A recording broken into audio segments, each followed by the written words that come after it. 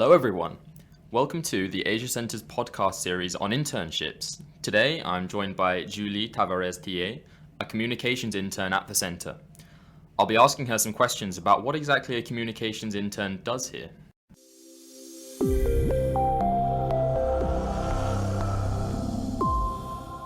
So, first of all, Julie, thank you so much for your presence here today.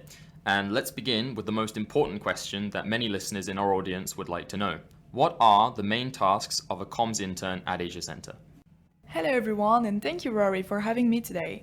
Since I arrived at the center, my main tasks have been working on digital design, podcast, video, updating the website, and posting content on social media. Let me explain a little bit.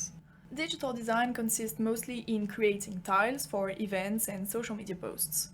We also design posters, flyers, and banners, and we use Canva and sometimes Photoshop to do this. For podcast, we begin by coming up with a new concept for the show, then draft the script. Once we've agreed on this, we next record the audio in our studio, and thereafter comes the editing part, where we have to cut, add some side effects, and equalize the sound. When it comes to videos, it's similar to the podcast. We conceptualize the project, develop the storyboard, draft the script, film the footage, do the editing, and of course, add some overlays. Finally, for the website, we draft articles, add pictures, and upload them using WordPress. And for social media, we draft our posts, add tiles, add pictures, and share them across all of our platforms. Also, keep in mind that the team works together, and sometimes it's necessary to help your colleagues in tasks that are not specifically communications. All right. And what would you say are the key skills that a comms intern must have to be effective at Asia Center? Well, naturally, it's expected that communication interns will have certain skills when he or she arrives at Asia Center. Speaking English is the first requirement. Indeed, all of the content we produce for social media, website, or partners is written in English. Then there are the technical skills. These include audio, photo, and video editing, which are essential skills. Familiarity with websites, content management systems such as WordPress, and social media platforms such as Facebook, Instagram, LinkedIn, among others, is also important. You should also have some experience in using laptops, smartphones, cameras, microphones, etc.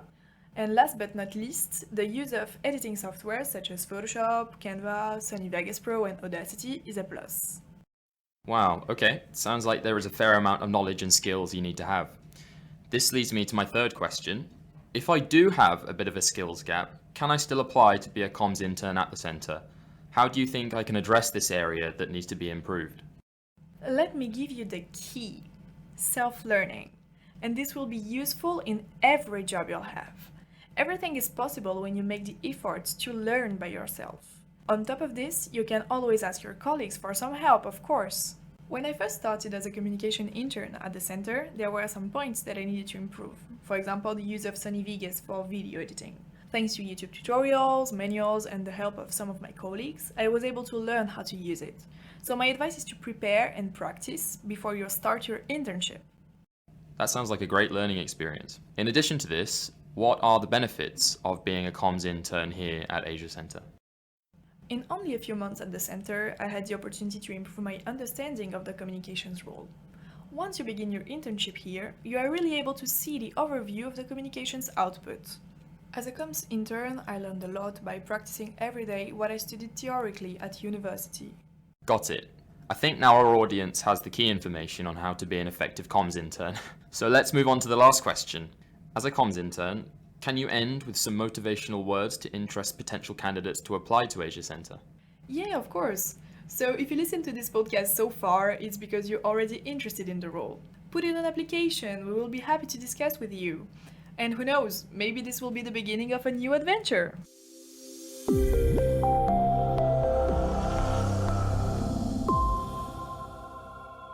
All right, we are coming to the end of our podcast now. Thank you, Julie, for being our guest today. Also, thank you for listening. If you want to get more information about internships at Asia Center, you can go to asiacenter.org and click on the Get Involved section.